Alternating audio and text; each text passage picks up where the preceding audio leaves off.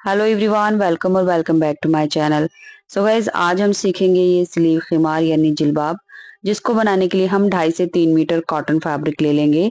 ये साइज सभी young girls और लेडीज को फिट आएगा, सो आप मेरा मेजरमेंट फॉलो कर सकते हैं। तो वीडियो स्टार्ट करने से पहले प्लीज इस वीडियो को लाइक करके शेयर जरूर कर दें। सो यहाँ पर मैंने कॉटन फैब्रिक लिया है। फैब्रिक आप अपनी पसंद से कुछ भी ले सकते हैं। मेरे फैब्रिक की जो वेट है वो 44 इंच है। ये कम से कम विड्थ में मैं बना रही हूँ। अगर आपकी फैब्रिक की विड्थ ज्यादा है तो इसकी लेंथ भी ज्यादा बन जाएगी।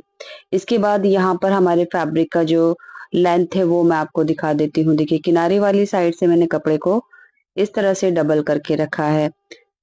तो ये किनारी वाली साइड है जहां से इसकी जो लेंथ है वो 55 इंच है।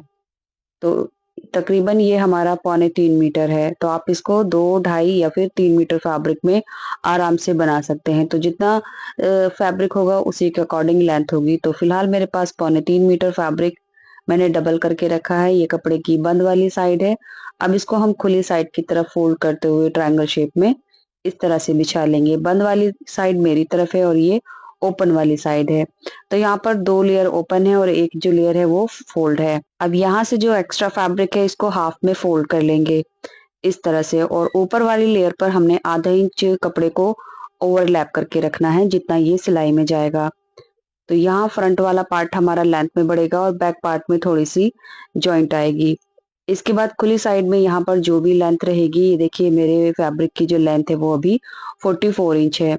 तो यहाँ से फैब्रिक की जितनी भी लेंथ रहेगी उतनी ही लेंथ हमने कपड़े की फोल्ड वाली साइड में मार्क कर लेना है। तो 48 इंच पर मैंने ये मार्क किया है। अब इसी मार्क को हमने आगे फॉलो करना है।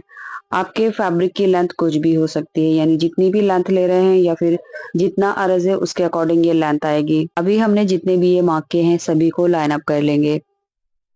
सो इस तरह से ये मार्क हमारे एक दूसरे के साथ लाइन अप हो गए हैं। 48 इंच की राउंड पर हमने ये मार्क किए हैं।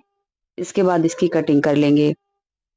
कटिंग करने के बाद ये नीचे से जो साइड है ये फोल्ड है, यहाँ से भी हमने इसको कट कर लेना है। इसके बाद जो बचा हुआ फैब्रिक है इससे हम स्लीव्स और फोरहेड पीस बनाएंगे। फिलहाल इसको साइड में रखेंगे। अब देखिए, नीचे जो जॉइंट आए हैं ये हमारे डबल हैं। तो ये 2 में है, तो यहाँ पर हमने पहले इस पर सिलाई करनी है, यानी ये बीच में जॉइंट आएगा। यहाँ पर सिलाई करने के बाद जो बैक वाला पार्ट है यानी फोल्ड वाली साइड जो है नीचे की तरफ, इसमें ये जॉइंट डालेंगे। इसके बाद कपड़े की जो फोल्ड वाली साइड है यहाँ से कॉर्नर पर हमने इंची टेप रखना है और नीचे की तरफ 30 इंच पर एक मार्क करना है। इस मार्क के नीचे की तरफ हम 3.5 इंच पर एक मार्क करेंगे। तो यहाँ से नीचे की तरफ हमने 3.5 इंच पर मार्क किया। इसके बाद इन दोनों मार्क का हमने सेंटर निकालना है।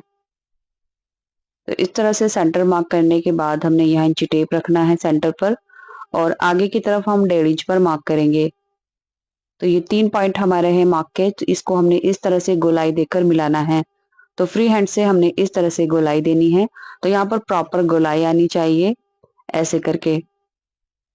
इसके बाद ये हमारा जो मार्क है ये हमारा स्लीव का आर्म होल रहेगा। तो हम पहले इसकी कटिंग कर लेते हैं।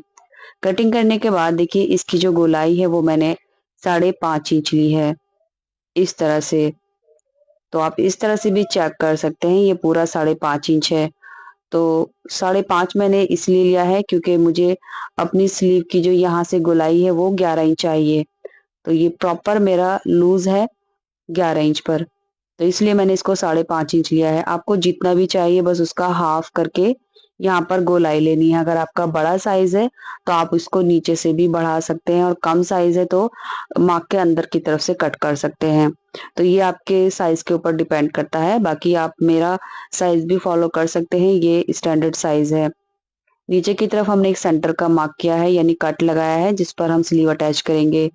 अब इसको सबसे पहले हम ओपन कर लेते हैं और जो फोल्ड वाली साइड है यानी बैक की, वहां पर हम ये जॉइंट डालेंगे। तो जॉइंट डालने के लिए सिंपली पहले ये 2 पीस है, इनको हमने यहाँ से रखकर आधा इंच के दबाव पर सिलाई करनी है। उसके बाद इसको पीछे की तरफ जो लेंथ है हमारी ये किनारी वाली साइड, यहाँ से रखते हुए हमने इसको इस तरह से सिल देना है। ये देखिए मैंने जॉइंट डाल लिए हैं।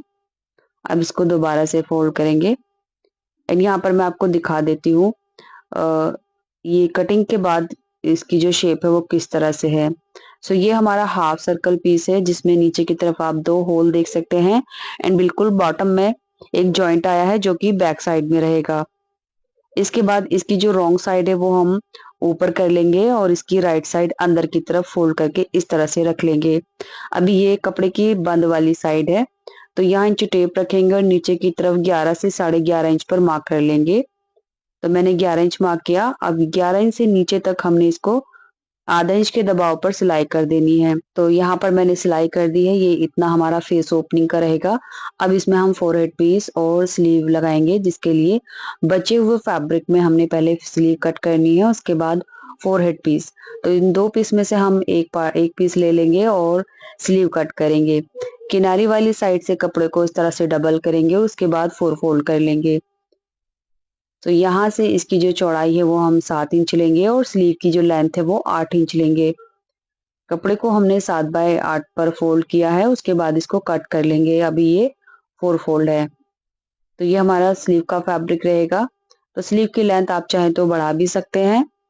उसके बाद इसको 2 में डिवाइड कर लेंगे, यानी ये फोल्ड वाली साइड इसको कट कर लेंगे। ये हमारी 2 स्लीव कट हो चुकी हैं। इसके लिए हमने इलास्टिक ली है जिसकी चौड़ाई आधा इंच है और इसकी जो लंबाई है वो 9 इंच है। सो गाइज, इलास्टिक की जो लंबाई है वो हम अपनी कलाई के हिसाब से लेंगे। यहाँ पर हमें जितना भी लूज चाहिए उससे 1 इंच एक्स्ट्रा लेकर हमने इलास्टिक लेनी है। तो मुझे 8 इंच की गोलाई चाहिए थी, मैंने 9 इंच लिया। अब सिंपली हमने यहाँ पर इलास्टिक को इसके साथ नेफा बनाते हुए इस तरह से स्टिच कर लेना है। इसके बाद बचे हुए फैब्रिक से हम 4/8 पीस कट करेंगे। तो इसको मैंने डबल किया है। यहाँ से हमने 4 इंच पर कपड़े को डबल किया, उसके बाद इसको 4 फोल्ड कर लेंगे, यानी कपड़े को हमने तिरछा करके फोल्ड किया है। तो बंद वाली साइड से 4 इंच लिया और इस साइड से भी बंद है, यहाँ से भी हम 6 इंच मार्क करेंगे। दोनों मार्क को हमने गोलाई देते हुए मिला देना है। तो फोरहेड पीस हमने तिरछा कट किया है, आप चाहें तो सीधा भी कट कर सकते हैं, बट अगर हम इसको तिरछा कट करेंगे तो हमारे फोरहेड पर इसकी फिटिंग बहुत ही अच्छी तरह से आएगी। अब सेंटर में हम एक छोटा सा नॉच लगा लेंगे, ये हमारा सेंटर पॉइंट रहेगा। इसके बाद हमने इसके ऊपर सिलाई कर लेनी है। लास्ट में बचे हुए फैब्रिक से हमने 2 स्ट्रिप्स कट करनी है।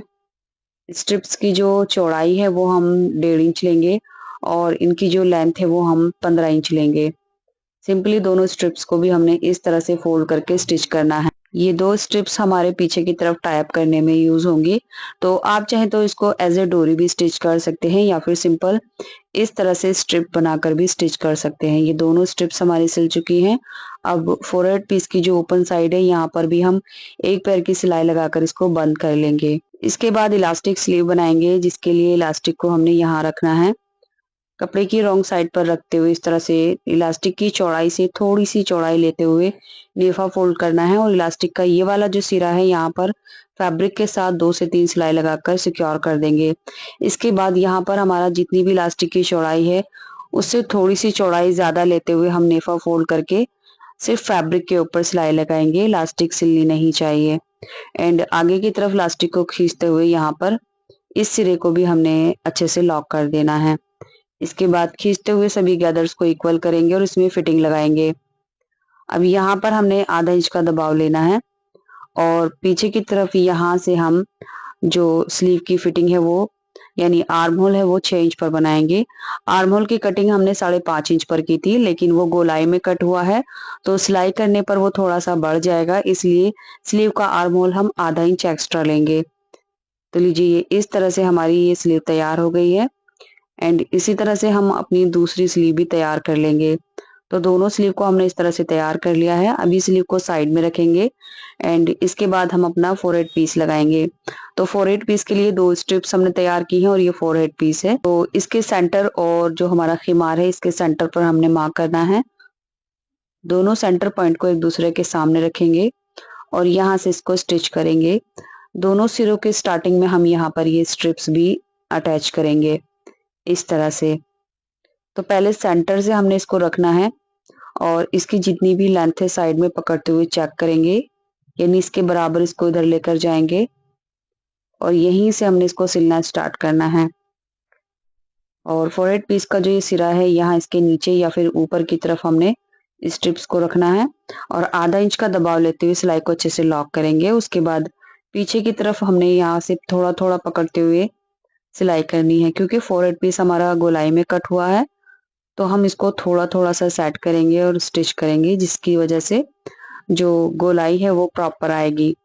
इसके बाद ये दूसरा जो सिरा है, यहाँ पर भी हम अपनी दूसरी वाली स्ट्रिप्स को इस तरह से रख लेंगे। तो आप चाहें तो फोरहेड पीस के नीचे रख सकते हैं या फिर ऊपर की तरफ भी रख सकते हैं।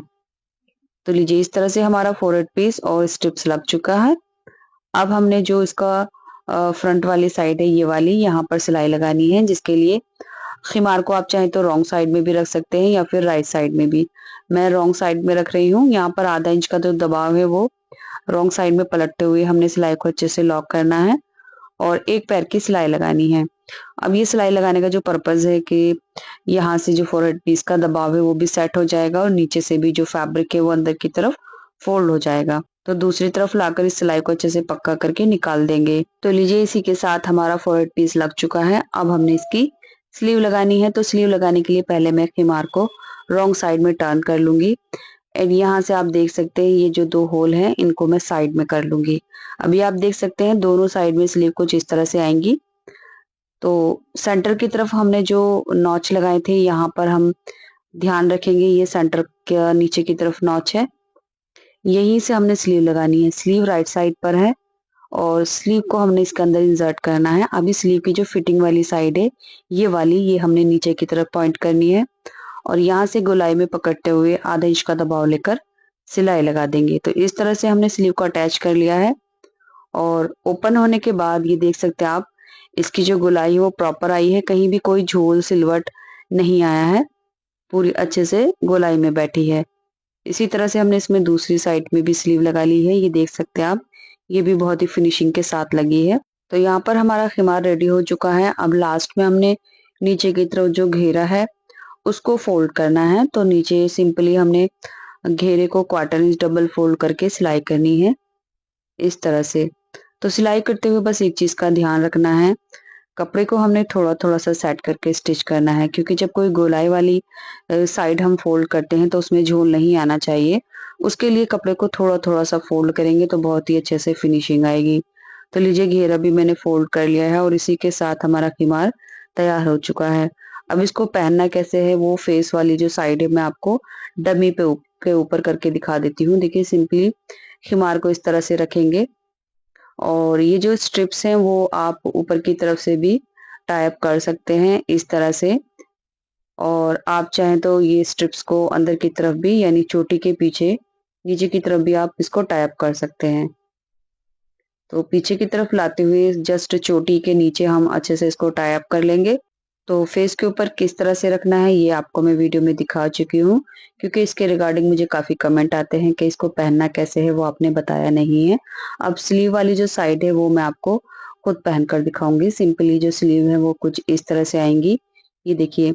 तो ये जो लॉन्ग खिमार यानी जिलबाब है, इसको आप डेली यूज में वेयर कर सकते हैं। मैं स्पेशली इसको नमाज पढ़ने के लिए यूज करती हूँ, बहुत ही अच्छे से कवरेज देता है। इसकी लेंथ आप बढ़ा सकते हैं अगर आप फैब्रिक ज्यादा लेंगे। सो गाइज, मेरे चैनल पर आपको कई तरह के खिमार, जिलबाब, अबाया और इंस्टेंट हिजाब की वीडियो मिल जाएंगी। तो आप मेरे चैनल पर इंस्टेंट हिजाब प्लेलिस्ट जरूर चेक करें। प्लेलिस्ट का लिंक मैं इस वीडियो के डिस्क्रिप्शन बॉक्स में दे दूंगी। तो चलिए, यहाँ आकर वीडियो कंप्लीट होती है। उम्मीद करूंगी अब तक आपने इस वीडियो को लाइक करके शेयर कर दिया होगा। Thanks for watching.